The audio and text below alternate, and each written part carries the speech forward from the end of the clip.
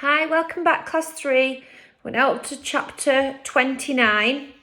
And they wanted to know about Varjak's journey and what he'd been up to on the outside. So let's see if he reveals everything to his family. Chapter 29. Varjak didn't tell the family about his dreams. He didn't think they'd understand that part, but he told them about the city, the fights, the friends, the vanishings. It felt strange to tell this tale, his own tale at last. It didn't feel real. It was more like a dream or a fantasy. The Mesopotamian Blues, young and old, gazed at him, listening silently, captivated by his descriptions of life outside the house. By the time he got to Cluj, even Julius seemed enthralled. Varjak's brought glory to the family, said father when it was over. Varjak did his best to look humble, but it wasn't easy. I always said he'd turn out well if we brought him up right, beamed mother. Jasmine purred at him. Jay, Jethro and Jerome looked at him with newfound respect. But Julius just snorted. Oh, that's a good tale, he said, toying with the gentleman's mouse. Except it's only a tale, isn't it? I know you, Varjak Pa. I bet you were so scared you didn't do half of those things. Julius's pupils narrowed. He puffed his fur out, making him look even bigger than he was. Varjak's throat tightened. A fight was the last thing he wanted at this moment of triumph. He looked into the fireplace. It was cold. Yes, sometimes I was scared, he admitted, but everything I said was true. You scrawny little insect, sneered Julius. Who do you think you are, coming back here and lording it up like this? You think we care about your stupid tales? Julius, cooed Jasmine in a milky voice, I do believe you're jealous. Julius ignored her. He's not even a proper Mesopotamian Blue, he hissed. Never has been, never will be. He flicked the toy mouse aside and stared at Varjak with green eyes full of contempt. That's not true, Julius, said father. Of course Varjak's a Mesopotamian Blue. Only a Blue could do those things. He's not one of us, growled Julius. Eyes colour of danger. Isn't that right, insect? Something rose in Varjak's heart. His mind was catching fire. All those times Julius had made fun of him, made him miserable, made him feel small and weak. Don't call me that, he said. Insect, spat Julius. I don't like it, I never liked it. It's what you are. Now come, I'll squash you flat. Something snapped in Varjak. All right, he heard himself yell. Don't, Varjak, said Jasmine. He'll kill you. Julius hissed at her. She shrank back and was silent like the rest. Varjak's face was burning, but he had no choice. He had to go through with it.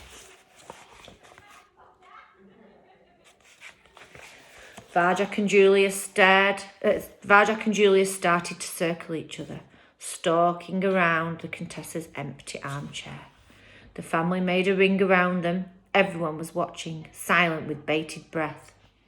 Varjak breathed in 2, 3, 4 and dropped smoothly into slow time. Julius glared at him with scornful green eyes. He bared his teeth. Varjak glared right back, bared his own teeth, and Julius looked surprised. Come on, Julius, paw, said Varjak. Squash me flat. Julius lunged in. He was quick for a cat of his size, but Varjak was quicker, more agile, a moving circle of pure energy. He stepped aside. Julius bit heavily into space. His teeth cracked together. It sounded painful. Don't ever call me an insect again, said Varjak. Julius roared. He raked out with a strong silver blue paw. Varjak was too fast once more, and Julius missed and lurched into the armchair. Jay, Jethro and Jerome giggled. Were they laughing at his moving circle? Varjak turned to see them giggling at Julius instead. He smiled, but as he looked away, Julius came at him and cracked the side of his face with vicious strength. Varjak staggered back. He hadn't expected that. It hurt. Insect, thundered Julius. Now you've made me angry. He launched a flurry of claws. Senses reeling, Varjak dived away just in time. He had to keep breathing, keep the moving circle going, or Julius would finish him.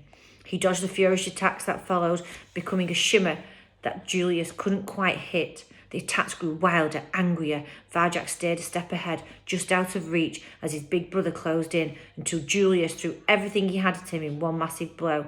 There was no avoiding this one. Varjak had to meet it head on. He breathed out, 2, 3, 4, went deep into his circle. The power rose within him, and when Julius came, the circle held true.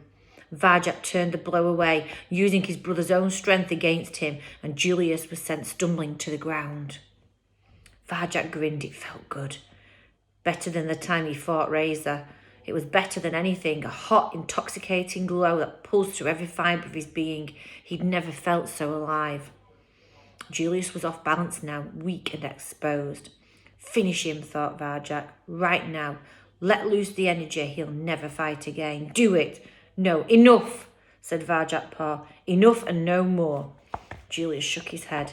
I'm only just beginning, he panted. Insect. And Julius flung himself through the air, out of control. Claws splayed. Varjak leaned away in slow time. Crash! Julius smashed headfirst into the fireplace.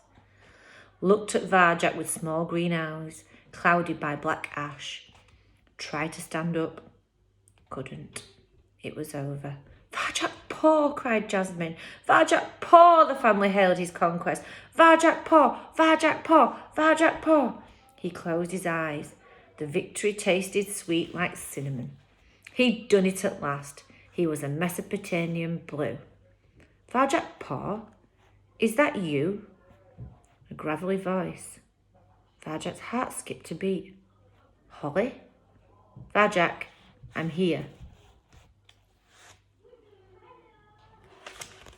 Okay, it was quite a short one tonight, but we'll leave it there, ready for tomorrow in chapter 30. I have no idea how this is going to pan out. It's very, very exciting, isn't it? Right, I will speak to you tomorrow. Bye-bye.